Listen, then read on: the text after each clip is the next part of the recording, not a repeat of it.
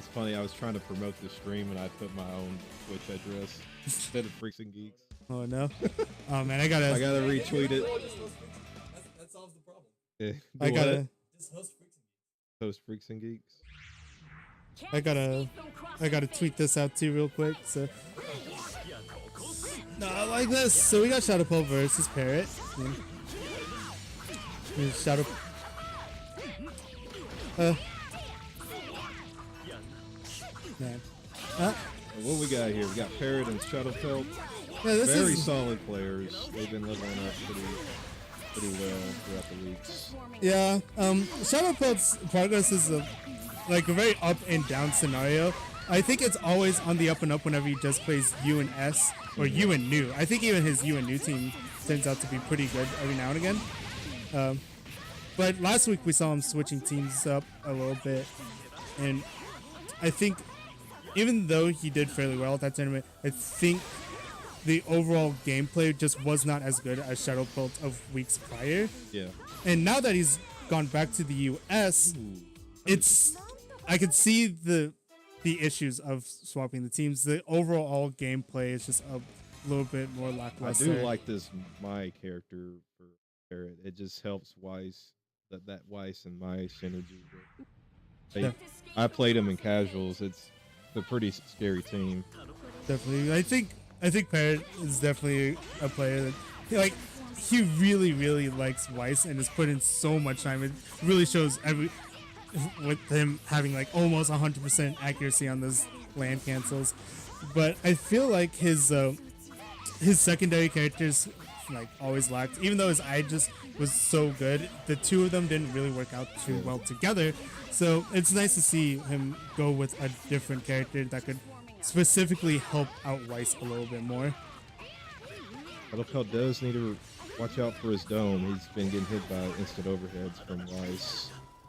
And oh, not an early enough Punisher actually counts as the DP Punisher. Weird, but I mean, what can you really say? There's ShadowPelt's so far behind already, and he just not run up full screen 5C. I like it.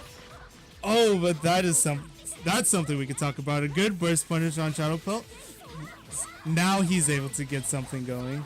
Let's see if he can get a lot of damage. Gets the setup instead. Oh, DP. That's unfortunate. See, doesn't count as DP punish. Gets out. Let's see. Something. Whoa, that was dirty. Going for active switch cross up situation.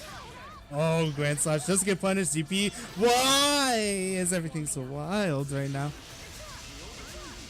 Zyodine punishable, but push a little bit too far away. I like it. Oh no. Round that was one, close. everybody. Things super scrambly at the end there, but Parrot still being able to pull it out in the end. Bring us to 0-2 in his favor. But ShadowPelt was showing signs of life. He got a conversion, but he really worked with it too.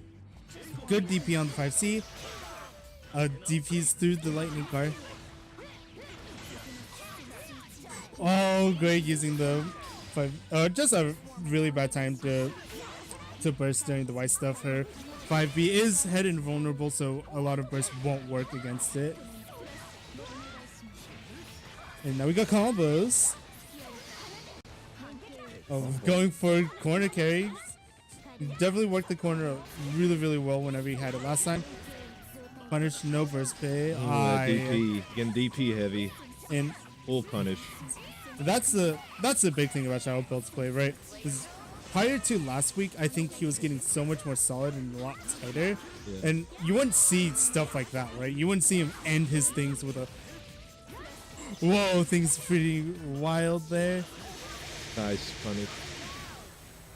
You wouldn't see wild situations like that, the DP or the wild supers. But since last week, and including this week, he's started to do that a little more. He's a lot more loose in his offense. I definitely tell that ShadowPelt is very strong in the scramble. Like he can cash in very good damage from use super, like in the scramble situation.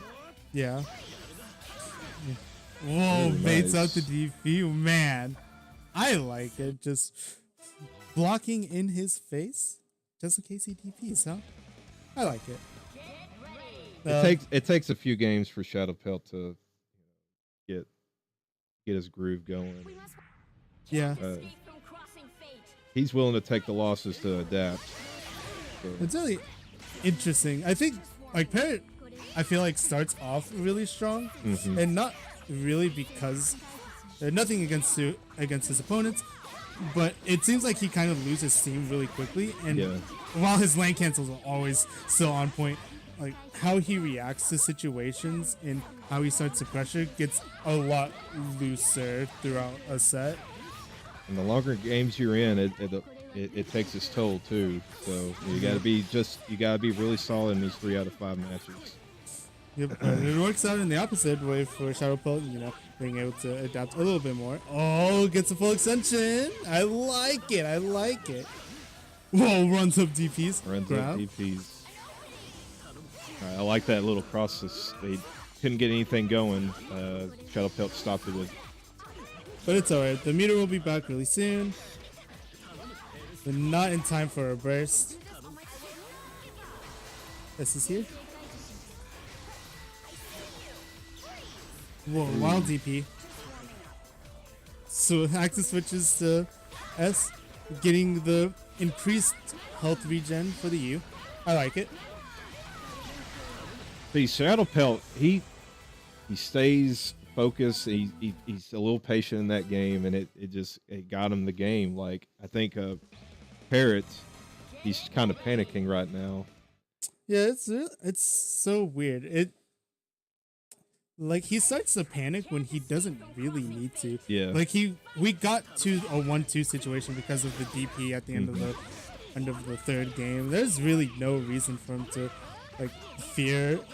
You didn't really need to fear blocking ShadowPelt's U. He hasn't shown the JC versus Thundercar mix-up all that much in the corner. I mean, it's Parrot himself just seems to run out of steam, start to make more and more questionable decisions. But he doesn't make misses the land cancel there.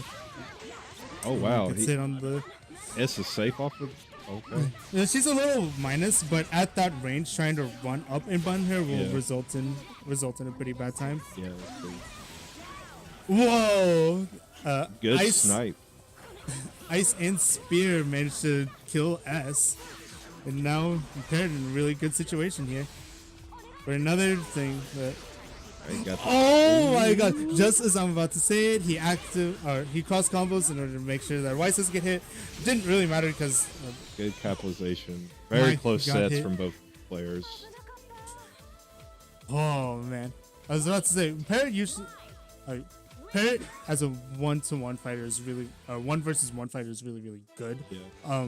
You can see it a lot whenever he's playing Central Fiction, Mhm. but he doesn't take advantage of a 1 versus 2 scenario that well, which Yeah. is why I'm really happy to see the that cross combo to try to not get hit by Zyodine at the end there. It didn't end up being necessary, but that's one thing about the 2v1 scenario that he's implemented into his game, and that's really exciting to see. Yeah.